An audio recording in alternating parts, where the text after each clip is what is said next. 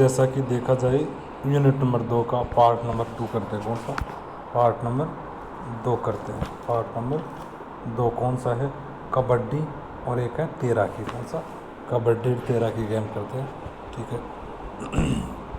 कबड्डी कबड्डी खेल का जन्मदाता कौन सा देश है? कौन सा देश है? कबड्डी खेल का जन्मदाता भारत है। कबड्डी को और किस नाम से जाना जाता है? कबड्डी को और किस नाम से जाना जाता है? उपयुक्त सभी: गुनगु, टोंडो, हुंडू हुंडूडू हुंडूडू। ठीक है। कबड्डी को चब नाम से किस देश में जाना जाता है?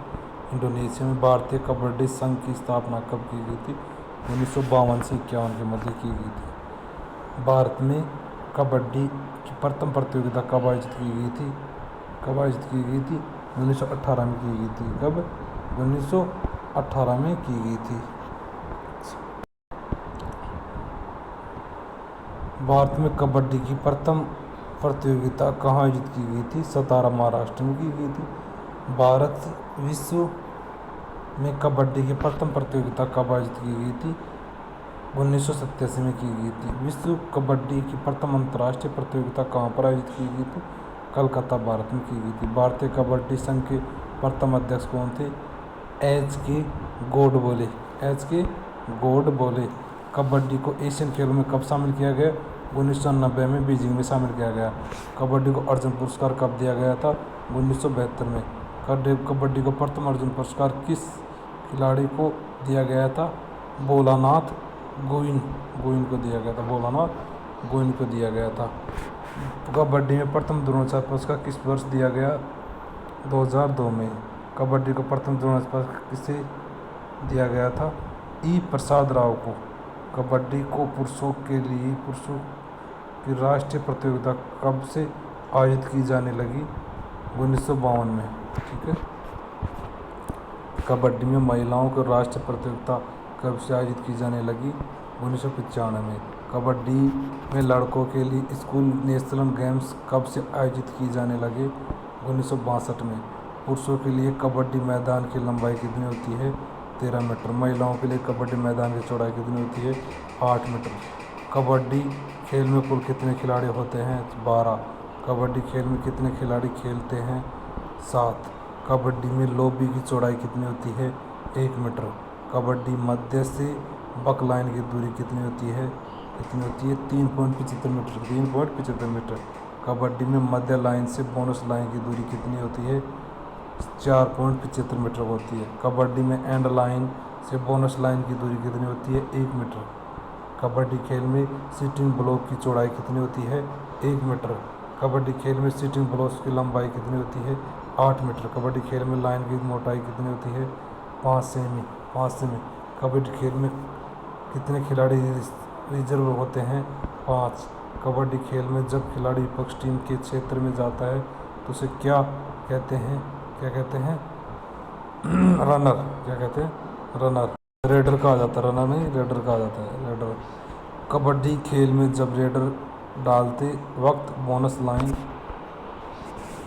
लाइन को पूर्ण रूप से पार कर लेता है तो उसे बोनस रूप में किस पॉइंट में मिलता है? 1 पॉइंट में। कितना? 1 पॉइंट में।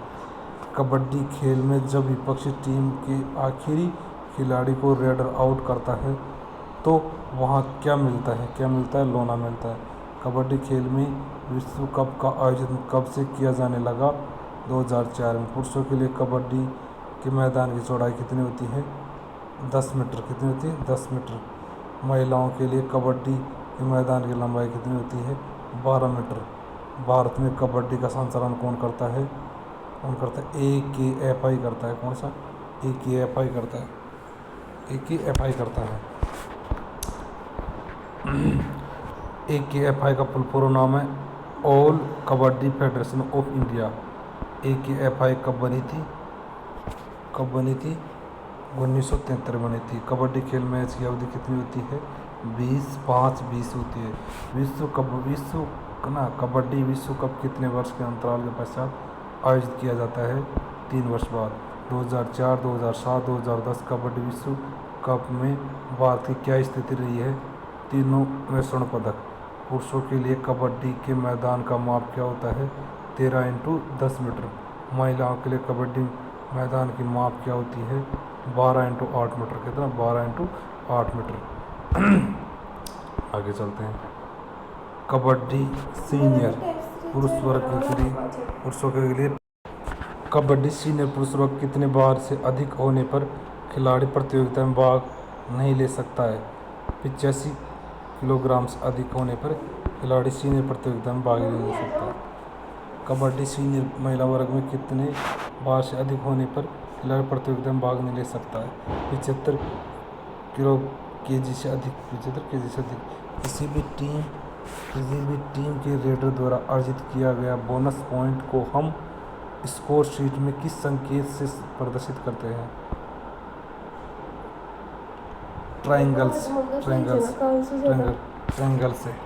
देख लो।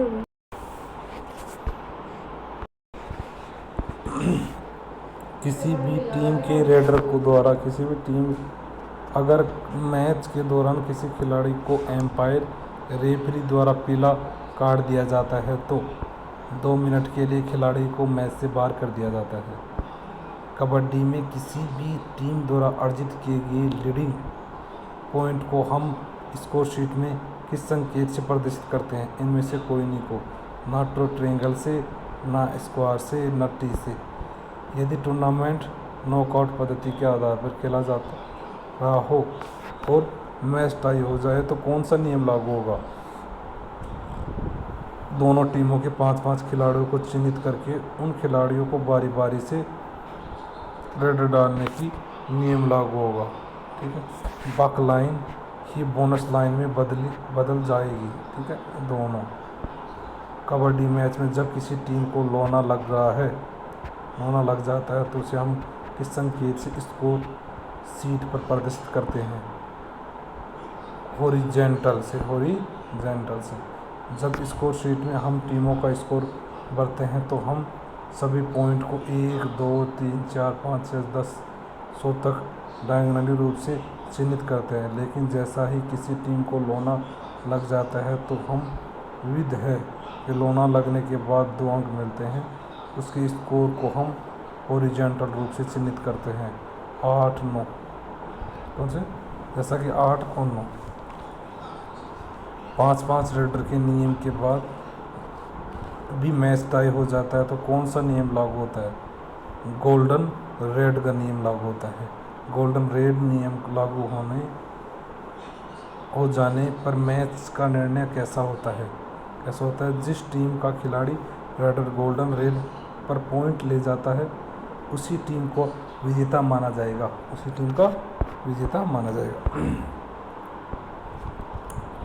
कबड्डी मैच शुरू करने के लिए कम से कम कितने खिलाड़ी प्रत्येक कोर्ट में होने आवश्यक होते हैं? 7 खिलाड़ी। 7। अगर कबड्डी मैच के दौरान किसी विपक्षी खिलाड़ी द्वारा रेडर की किट या सिर के बाल पकड़े जाते हैं तो विथ सिंगल रेडर पकड़ा जाता है तो इनमें से क्या होगा? रेडर नॉट आउट माना जाएगा।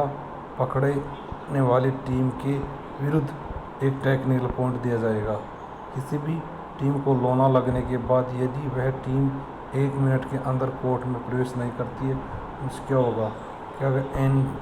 एंटी टीम को विजेता घोषित कर दिया जाएगा।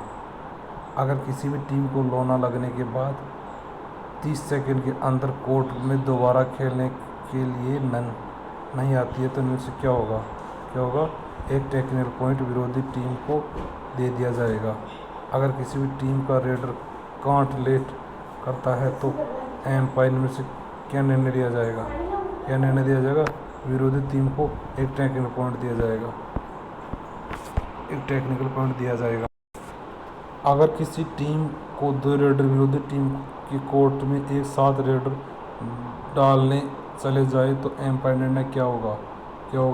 विरोधी टीम को रेड डालने का मौका दिया जाएगा तथा एक ही टेक्निकल पॉइंट भी दिया जाएगा।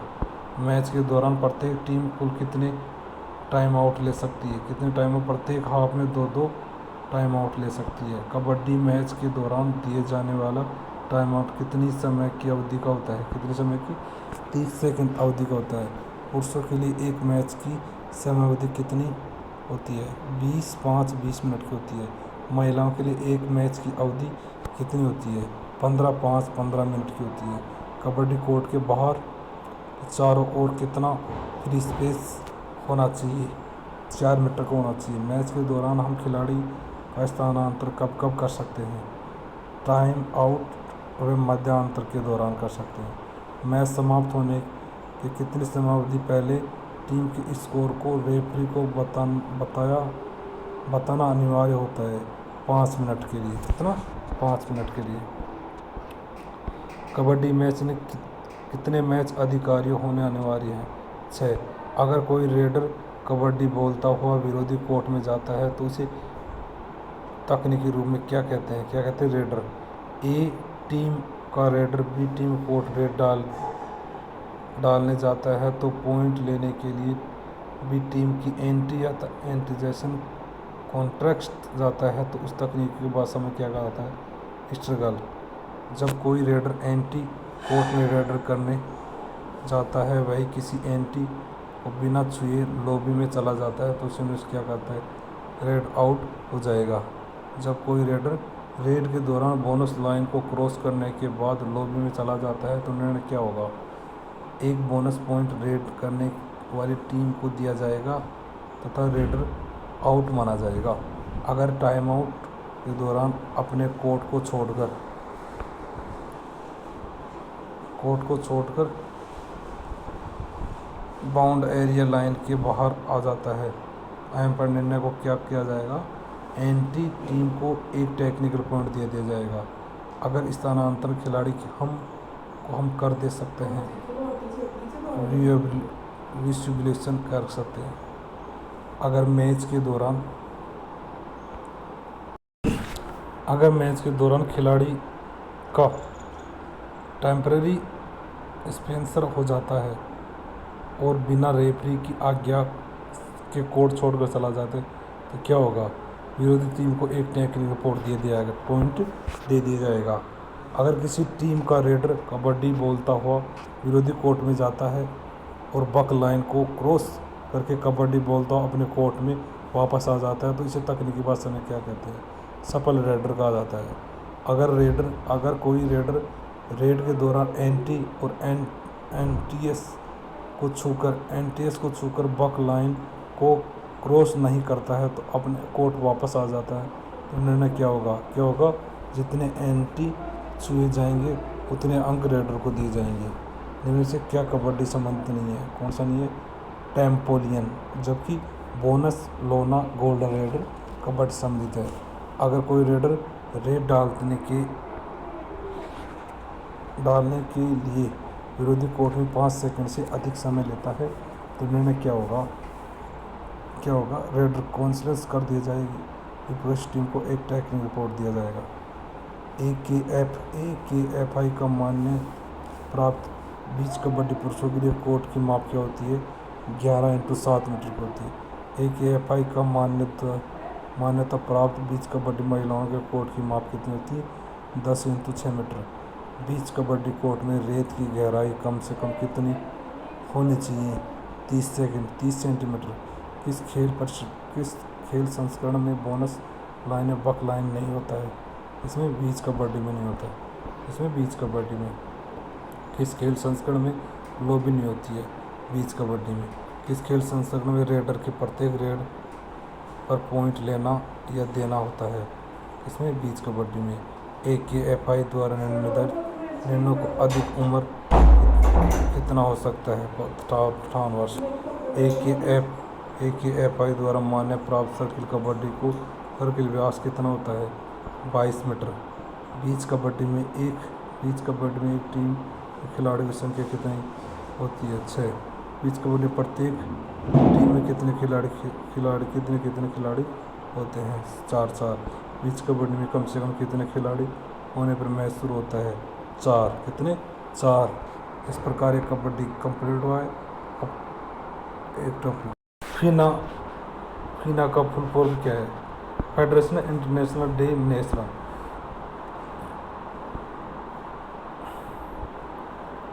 स्पेक्ट्रम ऑफ ड्रोन्स किस खेल से संबंधित है? स्विमिंग पूल से है। स्विमिंग में ऑटोमेटिक टाइम मशीन न होने पर भी प्रत्येक लेन में जजों की संख्या कितनी होती है? कितनी होती है? 9। कितनी? 9।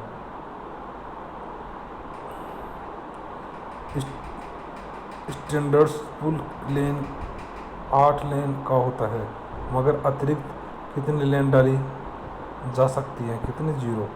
फीना के अंतर्गत कौन सा खेल आते हैं? कौन है? स्विमिंग कौन का आता है? Open water swimming, swimming, diving, synchronized swimming, water polo सब आते हैं। एक मानव स्विमिंग पूल की लंबाई चौड़ाई कितनी होती है? 50 × 25 मीटर। एक मानक स्विमिंग पूल में लेन की चौड़ाई कितनी होती है? 2.5 मीटर। कितनी? 2.5 मीटर। एक मानक स्विमिंग पूल की गहराई उथलने से नीचे तल के क्रम से कितनी होती है?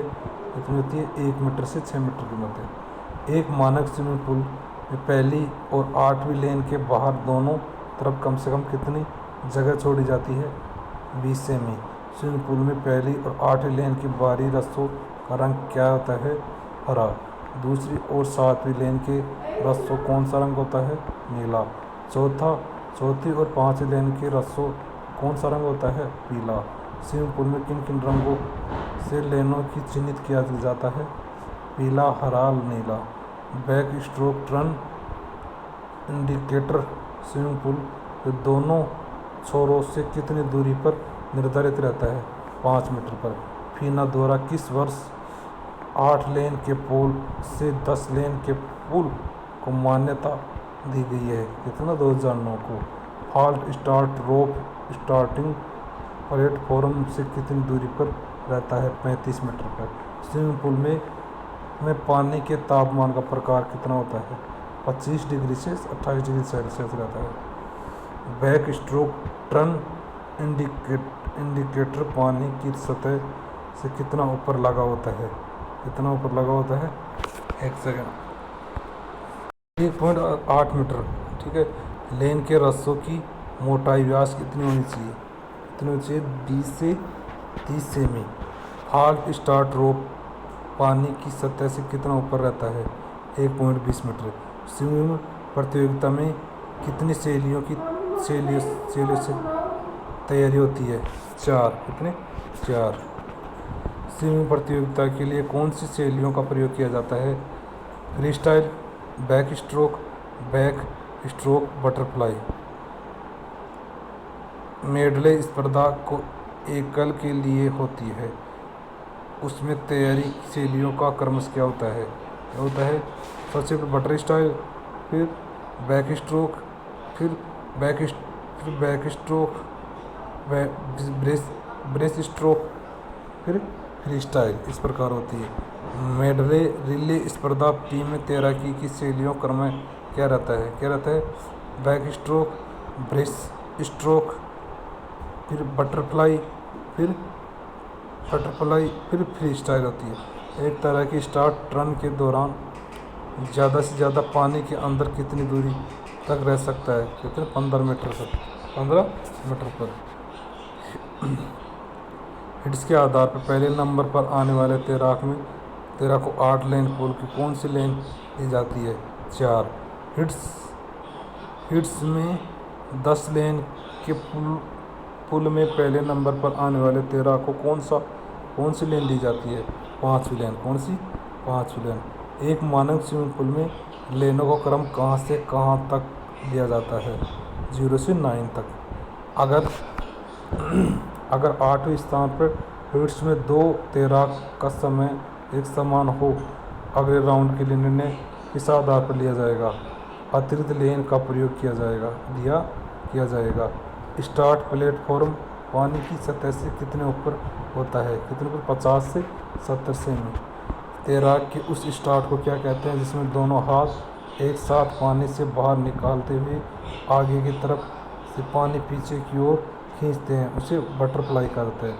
स्विमिंग पूल में प्रकार की तीव्रता कितनी होनी चाहिए? कितने प्रकार? 60 LUX होनी चाहिए।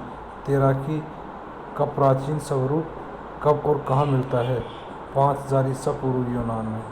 स्टार्ट प्लेटफॉर्म का ढाल किस कोण पर होता है?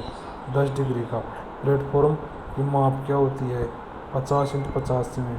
बैक स्ट्रोक इंडिकेटर लाइन किस रंग की होती है? सफ़ेद की।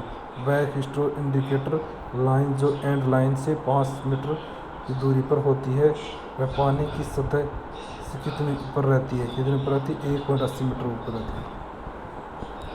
पुल में पानी के नीचे फर्श की सतह पर तैराकी की सहूलियत के लिए लेन की चिह्नित करने वाली रेखाएं बनी रहती है। उसकी लंबाई और मोटाई की क्या माप रहती है?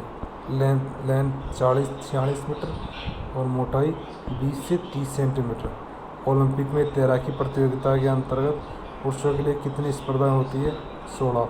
ओलंपिक में तैराकी प्रतियोगिता के अंतर्गत महिलाओं के लिए कितनी स्पर्धा होती है? 16। ओलंपिक में पुरुषों फ्री स्टाइल प्रतियोगिता में कितनी दूरी की तैराकी होती है? 50 metre, 100 metre, 200 metre, 400 metre, 1500 metre. Olympic में महिलाओं के लिए फ्री स्टाइल प्रतियोगिता में कितनी दूरी की तैराकी होती है? 50 metre, 100 metre, 200 metre, 400 metre, 800 metre. पुरुषों के लिए महिलाओं की बैक स्ट्रोक प्रतियोगिता कितनी दूरी तैराकी होती है? कितनी दूरी की तैराकी होती है? 50 मीटर, 100 मीटर, 200। पुरुषों के लिए महिलाओं के लिए बैक स्ट्रोक प्रतियोगिता कितनी दूरी पर तैराकी होती है? 50 मीटर, 100 मीटर, 200 मीटर। पुरुष महिलाओं की बटरफ्लाई प्रतियोगिता कितनी दूरी की तैराकी होती है? 50 मीटर, 100 मीटर, 200 मीटर होती है।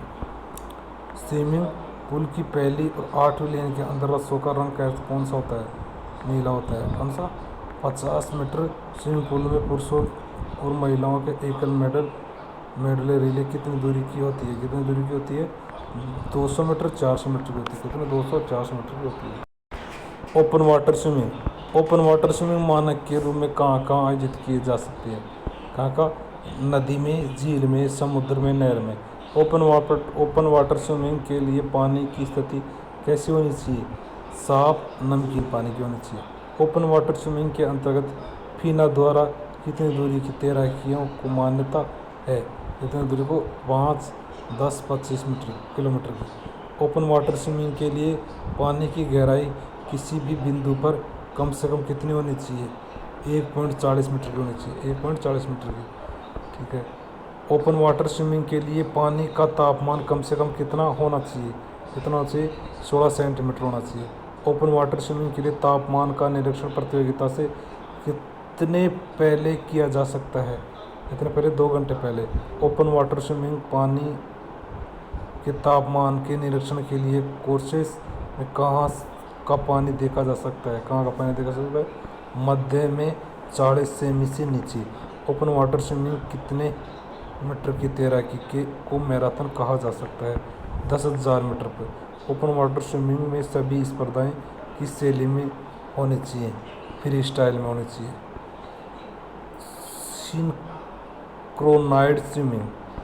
सिंक्रोनाइज्ड स्विमिंग एक खिलाड़ी प्रतिभाग कर रहा है तो उसे किस तरह की प्रतियोगिता कहा जाता है? सोलो। एक से अधिक 2 खिलाड़ियों के सिंक्रोनाइज्ड स्विमिंग प्रतियोगिता कर रहा है तो उसे क्या कहते हैं? टूट 4 से 8 सिंक्रोनाइज्ड स्विमिंग दौरान प्रतियोगिता म्यूनिक कहा जाता है। क्या? म्यूनिक। ठीक है। सिंक्रोनाइज्ड स्विमिंग के दौरान पंजों को क्या स्थिति रहती है? पॉन्डिन कॉम्बिनेशन। सिंक्रोनाइज्ड स्विमिंग में एक टीम में कितने खिलाड़ी होते हैं? कितने थे? 8 से 10। टेक्निकल रूटीन प्रकार की प्रतियोगिता में खिलाड़ी को किस प्रकार प्रदर्शन करना होता है? फीना द्वारा, तय घटक के द्वारा। फ्री रूटीन प्रकार की प्रतियोगिता खिलाड़ी को किस प्रकार प्रदर्शित करता है? इस प्रकार स्विमिंग द्वारा, तय घटक के द्वारा। तैराक में डॉल्फिन का प्रयोग कहाँ होता है? कहाँ होता है? सिंक्रोनाइज्ड स्विमिंग में। कैटेलिना रोटेशन का प्रयोग फीना किस खेल में होता है? किस खेल में?